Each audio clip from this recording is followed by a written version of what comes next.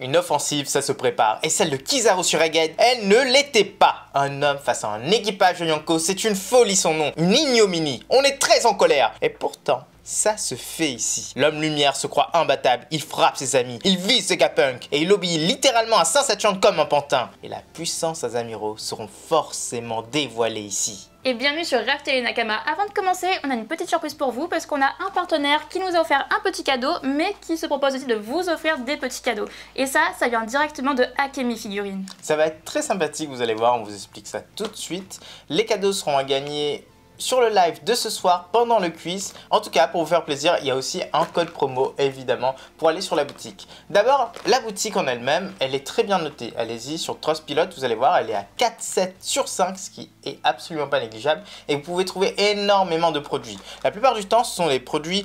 Bon, c'est tout le temps comme ça en fait. Des produits qui sont stockés en France et qui sont envoyés assez rapidement. Mine de rien, ça a été envoyé super rapidement. Et si vous êtes fan des cartes One Piece en anglais, allez-y, il y en a souvent. Donc en fonction des stocks évidemment. Et nous, on est hyper fans, vous le savez, on en débouche très souvent. Un peu trop souvent. Oui, autant les anglaises que les japonaises. Donc ce site nous correspond également. Le SAV, il est aussi très performant, faut l'avouer, on envoie des messages, il répond très rapidement, s'il y a un souci, tout est réglé. Donc vous pouvez y croire, c'est vraiment quelque chose de très bien. Tous les liens sont en commentaire, tous les liens sont en description, donc n'hésitez pas à aller voir. Avec notre code promo qui s'affiche juste en bas, vous pouvez réellement avoir des produits à bas prix. N'oubliez pas qu'on fait également gagner 3 OP03, donc 3 boosters OP03 sur notre quiz de ce soir, donc n'hésitez pas à venir nombreux, le lien est également en description.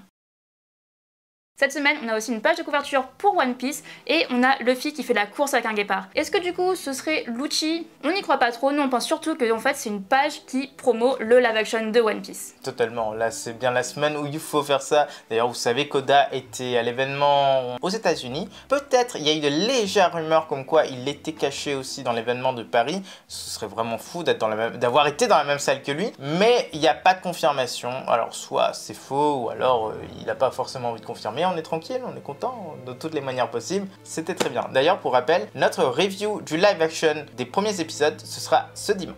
Il y a aussi une page couleur pour One Piece et là, comme d'habitude, elle est juste magnifique. C'est les Mugiwara, en tout cas la plus grande partie des Mugiwara qui sont en train de manger une énorme pizza. Il y a des oiseaux qui passent au-dessus, des flamants roses qui sont en train de piquer des bouts de pizza. On a Sanji qui fait le pizza YOLO avec son commis de cuisine Jinbei. Étonnant, c'est les deux qui... Après, il faut l'avouer, c'est les deux qui prennent le plus souvent soin de l'équipage. Zoro, il est là pour diriger, pour commander, mais ces deux-là sont vraiment là pour prendre soin de l'équipage. Et c'est vrai que Jinbei, il a un petit peu ce rôle de papa pour l'équipage, donc il est toujours là aux petits soins pour eux. Sanji, c'est un peu la maman de l'équipage. Elle nourrit tout le monde. Je veux dire par là qu'il prend vraiment très soin de l'équipage, surtout des femmes, c'est certain, mais surtout des autres aussi. Il est toujours en train de cuisiner et préparer les plats préférés de tout le monde. Que même Zoro, il lui prépare ses plats préférés. Moi, je trouve ça juste fou comme personnage. D'ailleurs, sur cette image, on a un peu une sensation, un petit côté été. Ils sont à la plage, il y a du soleil, etc. Et nous, ça nous rend triste, parce que pour nous, c'est l'été.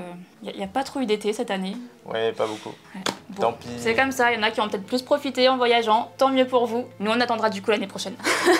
D'ailleurs, il y a deux choses à noter sur cette image qui sont très importantes. La première, c'est que la pizza semble représenter Bonnet. C'est pas déconnant de dire que Bonnet aura un peu plus d'importance. Je pense pas qu'elle va rentrer dans l'équipage, mais elle aura plus d'importance pour la suite. Deuxièmement, on a les habits d'Usopp. Il a des lunettes qui ressemblent énormément aux lunettes qui sont sur le chapeau de Sabo. Et aussi, il a le chapeau de Sabo sur lui. Alors, qu'est-ce que ça veut dire? Eh bien, soit que Sabo va prendre de l'importance par la suite, ou alors, autre chose, que Sabo est en train de devenir un menteur. Et ce qui est vrai, il a menti en fait, il n'a pas menti, il a laissé faire la rumeur comme quoi il a tué Cobra, parce que ça aide les révolutionnaires. Est-ce que c'est pas un premier pas vers le mensonge, vers en fait un dirigeant qui va mentir toujours à la population pour pouvoir arriver à ses fins? Est-ce que Oda n'est pas en train de nous dire que les révolutionnaires, aussi gentils qu'ils puissent être actuellement, Sabo aussi incroyable qu'ils puissent être actuellement, eh ben il va devenir quelqu'un, un politicien exécrable qui ment réellement à sa population pour arriver à ses fins? Il va faire un gouvernement mondial bis. Ce serait vraiment triste, mais ça peut se passer. Première vraie page du chapitre. Les bateaux de la marine annoncent le lancement de l'opération et l'incursion de Kizaru sur l'île. Et l'ennemi contre-attaque directement. Les pacifistas Mark III passent à l'action. Mais avant que les lasers ne passent, les bateaux tirent à coups de canon. Et là, d'autres alliés arrivent. Les Seabees sont dans la place et dévastent les navires. Mais la contre-attaque ne se fait pas attendre car les vice-amiraux présents attaquent déjà. L'homme large de son côté utilise son bras robotique, alors que Doll aux longues jambes esquive les lasers et frappe les pacifistas. D'ailleurs, elle arrive même à les abîmer.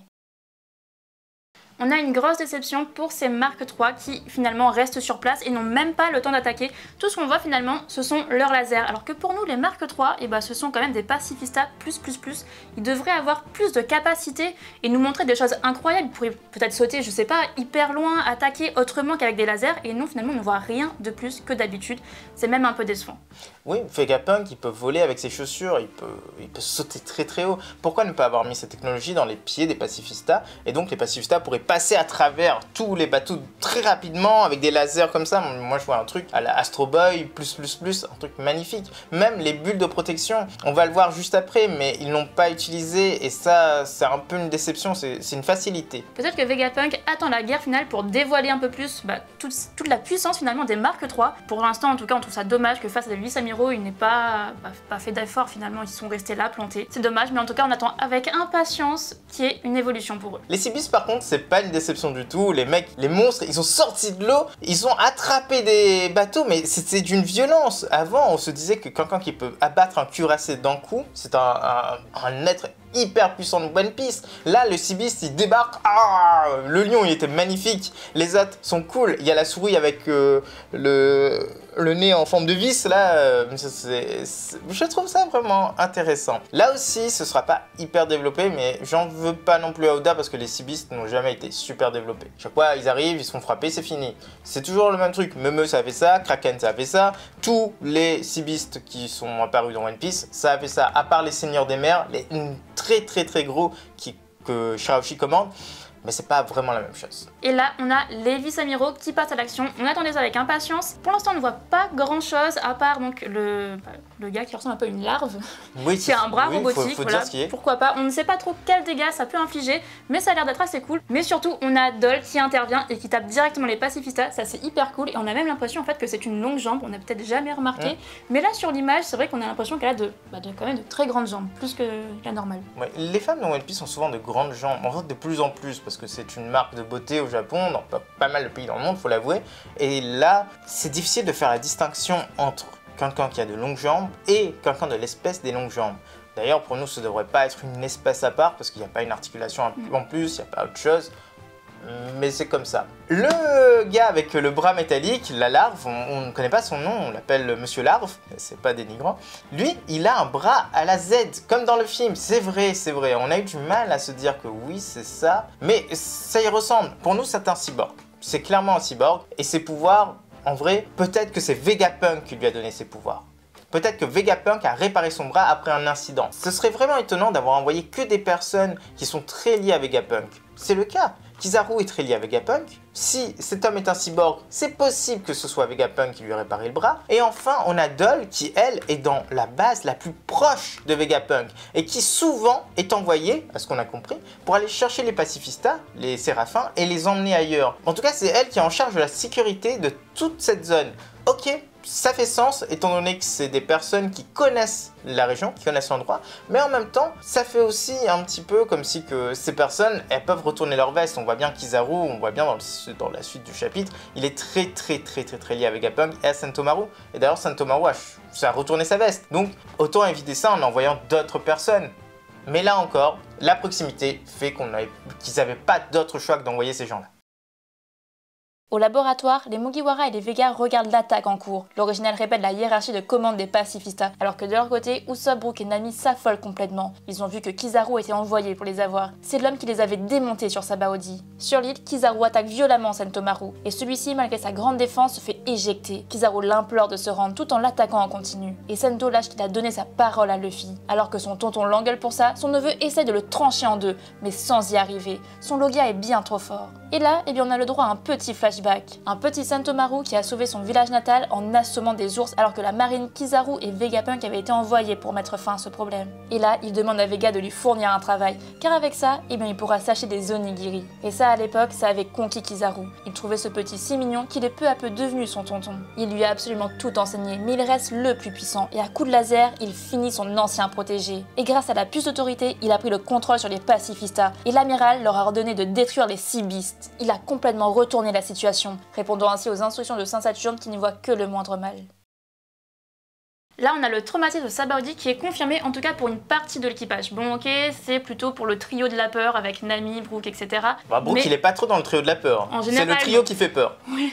Ouais, pour moi, il y a le Monster Trio, il y a Luffy, Zoro et Sanji. Il y a le trio qui fait peur, il y a Robin, Franky et Brook. Et il y a le trio de la peur. Là, c'est Usopp, Chopper et Nami.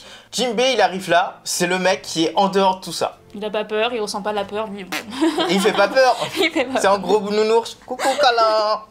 Ouais, en vrai, c'est étonnant, mais ça répond vraiment à ça pour moi. Mais en tout cas, c'est vrai que là, on sent bien que le traumatisme a été bien ancré chez eux, que c'était pas rien finalement que Kizaru les attaque à Sabaody, ils ont failli perdre tout leur équipage. Donc mine de rien, ce traumatisme est toujours présent pour tous les membres de l'équipage, et ça, c'est confirmé. D'ailleurs, dans le dernier chapitre, quand Luffy dit qu'un de très puissant arrive et il a l'air d'avoir peur, pour nous, c'est clairement ça, il n'y a pas d'autre solution, on le voit dans ce chapitre, il n'y a pas d'autre solution. Ça veut pas dire que cet homme est plus fort ou plus faible que lui, peu importe en fait, ça veut juste dire qu'il a été traumatisé par les événements. N'oubliez pas que ce jour-là, il a perdu son équipage. Il a failli voir Zoro se faire tuer. S'il n'y avait pas Silver Hailey, s'il n'y avait pas d'autres personnes qui avaient débarqué pour l'aider, c'en était fini. À Marineford, c'était la même chose. Kizaru était présent et Kizaru, il était au-dessus de tout. Vraiment au-dessus de tout. La peur a le droit d'exister chez n'importe qui. Mais Kizaru ne se donne pas à fond. Là, il est en bas. Il est en train de se battre contre Sentomaru, mais ça se voit qu'il ne se donne pas à fond. Il n'est pas en mode incroyablement puissant face à son protégé. Et ça, c'est quelque chose qui est totalement expliqué dans ce flashback qu'on voit directement. Sentomaru était un petit garçon, ça c'était déjà expliqué dans les SBS, qui a sauvé son village en fait d'attaque d'ours. On le voit, c'est un petit peu Big Mom, mais les ours étaient plus petits, c'était pas des géants, faut l'avouer. Et à cette époque, des marines avaient été envoyées et il y avait Vegapunk et Kizaru avec une escouade pour arrêter ces ours. Et ils ont tellement été impressionnés que quand le petit garçon a demandé à avoir un métier, enfin un travail avec eux, ils n'ont pas pu dire non. Et pourquoi? Parce que le gamin, il était trop mignon. Quand on lui a demandé qu'est-ce qu'il veut acheter avec de l'argent, il a dit « Onigiri !» Ouais, c'est trop mignon. Et on voit cette relation entre Kizaru et Sentomaru se construire.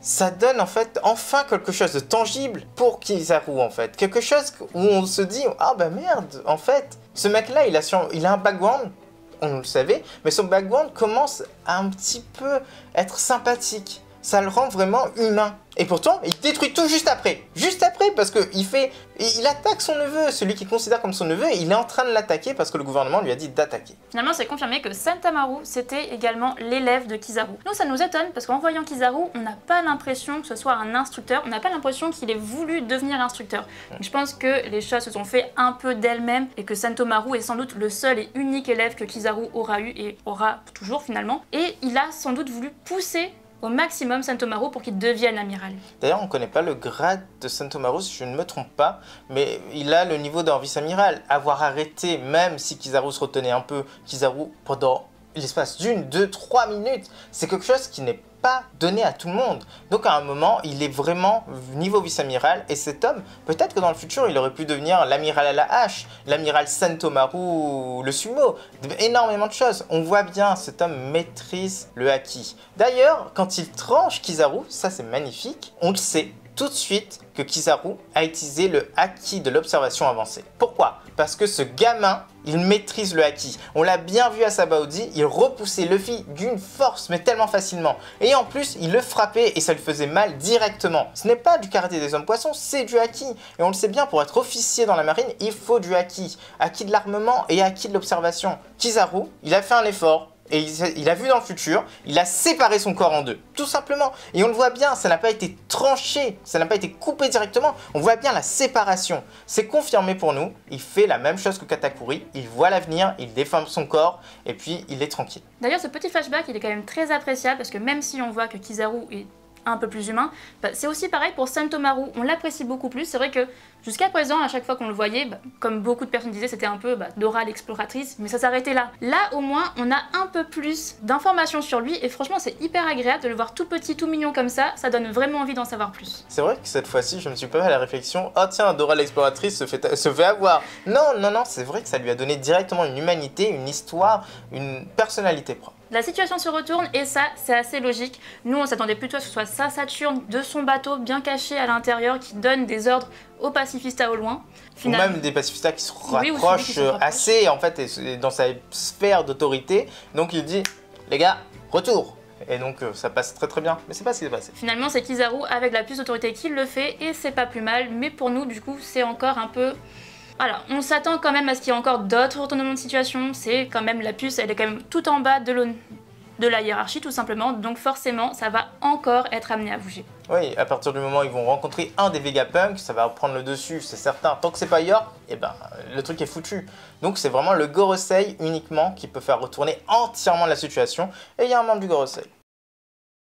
Du côté d'Usopp, ils ont tout vu, la situation qui se retourne et la chute de Sento. Vega pleure mais continue à essayer de craquer le code. Alors que York, eh bien, elle blablate encore et encore sur le fait que son système est inviolable. Mais Kizaru de son côté décide alors de passer à l'action. Et d'un bond, il se change en lumière et passe le dôme de protection. Il est là et tout le monde est prévenu. Kizaru lâche uniquement qu'il a des objectifs. Il va devoir abattre un autre ami, le docteur Vegapunk. Lucci, en entendant l'arrivée d'un nouvel allié, fonce directement sur Vegapunk pour l'assassiner. Mais d'un coup, Stussy s'interpose et elle se fait transpercer. Et elle tombe même au sol. Sanji forcément réagit et se saisit de l'arme de Nami. Il enferme Kaku dans une bulle, puis il se dirige vers Lucci. Mais là, c'est Zoro qui l'arrête. Lucci déclare que maintenant que Kizaru est là, ils sont invincibles. Et ils défoncent le dôme. Du côté de Kizaru, l'amiral aperçoit le Vega Force One qui s'enfuit. Et Luffy retourne alors sur ses pas. Et d'un coup, il fonce vers l'amiral et le frappe de son haki. Et il lâche même que maintenant, ils sont 100 fois plus forts qu'il y a 2 ans. Et là, c'est la fin du chapitre. C'était vraiment un chapitre de transition.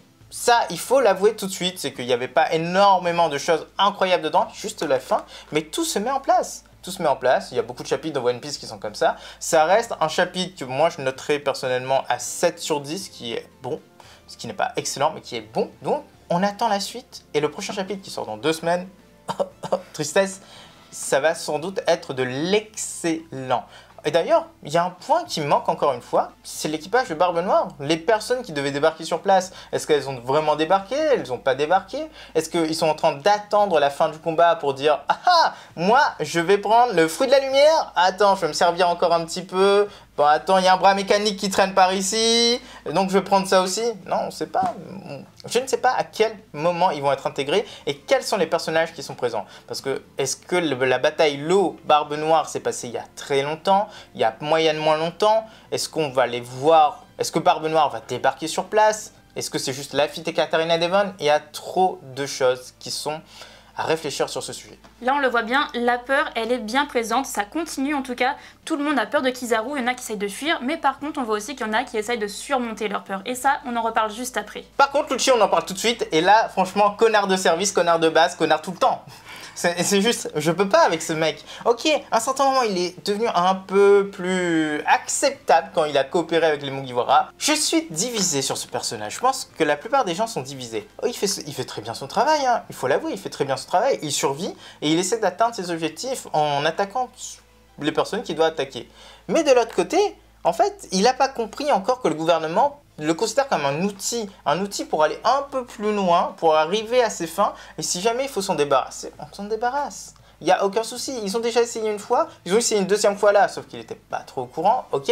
Et là, le mec, il attend juste la confirmation que Kizaru est arrivé dans le dub, et puis il attaque Vegapunk. Après, il est un peu bête. Ok, il voulait faire quoi là? Je vois en fait le premier mouvement, on est aux échecs, hein. Le premier mouvement, il attaque le roi. S'il arrive à mettre le roi à terre, bah, c'est pas totalement un jeu d'échecs en fait. Les autres pièces peuvent encore bouger, c'est pas échec et mat. On a Zoro qui est là, d'ailleurs Zoro débarque. On a Sanji qui est là aussi, Sanji qui fait un truc incroyable. Tout ça, il n'y a pas pensé. Il veut juste exterminer le mec et ensuite il meurt. C'est vraiment perturbant. Stussy, elle s'est complètement interposée, elle n'a pas hésité une seule seconde. Et nous, on pense tout simplement que c'est parce qu'elle considère un peu Vegapunk comme son papa, comme son père, puisque c'est lui finalement, enfin en tout cas on suppose que c'est lui qui a créé le clone. C'est totalement... Bon, en tout cas c'est lui qui a créé du coup le clone de Stussy. Donc forcément, elle a agi avec son instinct de protection familiale. D'ailleurs, Stussy, on ne sait pas trop qu'est-ce qui va se passer. Vegapunk, elle est raffolée, donc elle n'est pas immortelle, ça c'est certain. Elle ne vieillit pas, semble-t-il. Ça fait très longtemps qu'elle a été créée. Mais en vrai, qu'est-ce qui se passe? Elle saigne, elle va mourir. Est-ce que ses pouvoirs lui permettent ensuite d'aller chercher du sang sur quelqu'un pour se régénérer? Il y a beaucoup de choses. On pense pas que Stussy va mourir ici, ça n'a pas de sens. Après, c'est un clone, donc on peut se dire que ça peut être sacrifiable comme Shaka, comme Edison. Non, Edison n'est pas mort. Comme Pythagoras. Mais là, c'est une donnée qu'Oda a insérée et qu'on se demande réellement comment ça peut aller. Franchement, ça peut être intéressant. Par contre, le point très intéressant, moi je le trouve personnellement, c'est Sanji qui lui garde la tête froide. Ok, le mec il aurait pu s'interposer aussi, il est hyper rapide, mais il l'a pas fait. Genre, oh merde, j'ai oublié d'activer le haki de l'observation alors qu'on est en guerre, il y a des gens qui débarquent et il y a des méchants sur le côté, juste à côté de moi. Oh non, j'ai oublié. Tout le monde a oublié ça. Mais il garde la tête froide quand même et il se saisit du pistolet de Nami qui fait des bulles. Les bulles en granit marin. Et il enferme Kaku en premier lieu. Très bien, donc il n'y a pas d'aide qui va venir de Kaku. D'ailleurs, Kaku, j'ai l'impression que lui, il sait pas où se mettre. Il aide pas. De toute façon, Kaku, je pense qu'il avait rien capté. Il savait même pas que Lucci était en train de discuter avec le gouvernement de son côté. Il avait absolument rien capté. Exactement. Et là, Sanji, il veut juste aller arrêter Rob Lucci en l'enfermant dans une bulle. Ok, mais il est pris d'avance par Zoro. Ça, c'est super bien également. Pour le coup, on sait pas trop qu'est-ce qu'un Lucci pourrait faire contre Zoro. Bon, ok, il a son feu du démon, mais de l'autre côté, il y a quand même du haki des rois. Et on voit bien que Zoro, il a quand même un assez gros level up. On ne sait pas trop qu'est-ce que Oda veut nous amener. Est-ce qu'il est en train de nous dire que Lucci pourrait être du même niveau? Est-ce qu'il aurait d'autres capacités qu'il nous aurait cachées? Ça, pour l'instant, on ne sait pas. Son éveil, est-ce que c'est si puissant que ça? Est-ce qu'il peut enchaîner les éveils par-dessus les éveils, par-dessus les éveils? En fait, je veux dire par là, dans le temps. Donc, je suis en éveil, je récupère, je suis en éveil, je récupère, je suis en éveil, je récupère. On ne sait pas, ça a l'air assez particulier comme introduction de puissance. Est-ce qu'il est en train d'essayer de rebattre les cartes? Parce que pour la saga finale, il faut avoir un peu plus de hype pour Zoro et pour Luffy. C'est assez complexe. Mais non, on s'attend à ce que Lucci soit terrassé par Zoro. Comme en fait, Appo avait résisté à Zoro un petit peu lors de Nagashima. Mais dès que Zoro s'est énervé, flac, il l'a coupé et c'était fini. Là, pour nous, c'est la même chose. Il va pas se donner hyper à fond au début. Il va juste retenir Lucci. Et quand Lucci va vraiment l'énerver, là, il va le trancher en deux. Il va nous faire un Mr. Seven. Et là, le prochain affrontement, ça va être Luffy contre Kizaru. Et Luffy, mine de rien, eh bien, il a l'air confiant. Il a une revanche à prendre. Et il veut carrément se venger de ce qui s'est passé à Sabaody. Il est vraiment hyper confiant, mais nous, du coup, on ne sait pas encore comment ça va se passer. Après, personnellement, je pense vraiment que c'est un Yonko, quoi. C'est un peu compliqué. Les amiraux, ils ont été introduits, puis ils ont été mis en avant à Marineford sans qu'on révèle trop de choses sur eux. Oda, il a fait un travail formidable pour cacher la puissance des amiraux, faut l'avouer. Aujourd'hui, tous les débats de puissance qu'il y a dans le monde de One Piece, que ce soit entre vous, vos amis, entre les créateurs de contenu, entre tout et n'importe quoi. Mais croyez-moi, c'est parce qu'Oda, il a voulu que ce soit comme ça, c'est certain. Aujourd'hui, on aura la réponse. Mais on ne sait pas, on ne sait pas. Pour nous, il nous semble logique que Luffy est un niveau Yonko, il a battu la créature la plus forte du monde. Kizaru, aussi puissant qu'il soit, peut-être qu'il pourra rivaliser pendant un moment, mais de là à gagner, c'est autre chose. Ensuite, on ne connaît pas l'éveil de Logia. On ne sait pas comment ça peut se passer. Pour nous, l'éveil de Kizaru, c'est en fait un peu à la Escanor. Plus le soleil est haut dans le ciel et plus il est puissant parce que plus il y a de rayons du soleil. C'est un truc totalement basique. Est-ce que c'est la même chose ici? Est-ce que ça va faire ça? Est-ce que dans ce cas, Luffy va être battu par Kizaru? C'est ça le shift qu'on attendait tous? Il y a trop de choses. Il y a vraiment énormément de choses qui se passent là. Après, on peut aussi se dire que Luffy va intervenir avec son Gear 5 et comme il l'a fait avec Kaido, il va attraper pas les éclairs de Kizaru, mais tout simplement ces éclairs de lumière, il va les attraper et pouvoir le retourner contre Kizaru. Ça serait intéressant, mais ça montrerait vraiment un Luffy qui serait au top niveau, qui serait indestructible. Oui, d'ailleurs, le Gear 5, il a utilisé contre Lucci également. Donc, s'il l'utilise pas là, on l'a bien vu, il est même pas en Gear seconde. Le gars, il a pris la confiance tellement hard. Ok, il y a du Haki des Rois. On voit les éclairs. Et là, oui, on va parler des éclairs parce que ça, c'est un point très important pour la communauté. Ça, on le sait très bien. Pour nous, ça ne veut rien dire, ces éclairs noirs. Au début, ça a été introduit, ça a été justifié par Tribal, ça a été justifié par pas mal de choses. Quand il y a des éclairs noirs, c'est deux personnes avec le Haki des Rois qui s'affrontent. Donc, si on se base là-dessus, Kizaru a le Haki des Rois. Sauf que non, parce que à Onigashima, on a vu Kulti qui tapait un coup de boule à Luffy, il y avait ces éclairs noirs. Il y avait ces éclairs noirs. Et là, c'est confirmé. En fait, soit l'un des deux le Haki des Rois, ou alors c'est juste un choc de Haki de l'armement. Et moi, je trouve ça fou d'avoir changé ça en plein milieu. Et plus récemment, on a Law contre Teach. Et Law contre Teach, c'est la même chose, il y a des éclairs noirs. Barbe Noire, il a forcément le Haki des Rois. Il peut battre Empereur sans Haki des Rois. C'est pas confirmé, mais voilà. Mais Law, on le sait, il a pas le Haki des Rois. Et d'ailleurs, Oda ne lui a pas encore donné. Est-ce qu'il va lui donner ou pas? Et en plus, il peut briser l'effet des fruits du démon avec son Haki, Law. Il a appris ça sur Onigashima. Et on dirait que c'est du Haki de l'armement, encore une fois. Il y a énormément de troubles là-dedans. Et je pense que maintenant, pour confirmer si quelqu'un a le Haki des Rois ou pas, il faut pas avoir des éclairs, en fait. Il faut avoir une confirmation d'Oda, tout simplement. Sinon, on peut pas se dire s'il l'a ou s'il l'a pas. Bon, de toute façon, en conclusion, c'est que dans 2 semaines, eh bien, on aura le meilleur des combats et sans doute le plus attendu de tout One Piece. Et nous, on a vraiment très hâte. Et voici les petites prédictions pour le chapitre suivant. Numéro 1, Kizaru vs Luffy se fait enfin et Kizaru s'éveille à la toute fin du chapitre. Numéro 2, Lucci passe en mode éveil, mais Zoro le tranche quand même. Et écoutez-nous, si ça ne se passe pas comme ça, eh bien on va envoyer directement une lettre à Oda. Numéro 3, la lettre à Oda va être envoyée, c'est confirmé. Non, pas du tout. Le dôme est désactivé et les pacifistas commencent à monter. Et enfin, numéro 4, l'équipage de Barbe Noire débarque. Et voilà les Nakamas, c'est déjà la fin de cette vidéo, on espère que ça vous a plu. N'oubliez pas d'aller participer ce soir. Ça fait un moment qu'on devait le faire et on l'a repoussé un petit peu. Donc vous avez 3 boosters à gagner et ça va être assez sympathique. N'oubliez pas de laisser le petit like, de laisser un commentaire et de vous abonner si ce n'est pas déjà fait. À partir de la semaine prochaine, il y a pas mal de vidéos qui vont sortir. On va ressortir des concepts assez sympathiques. Croyez-nous, ça va être bien. Donc abonnez-vous pour ne rien rater. A bientôt les accros de One Piece.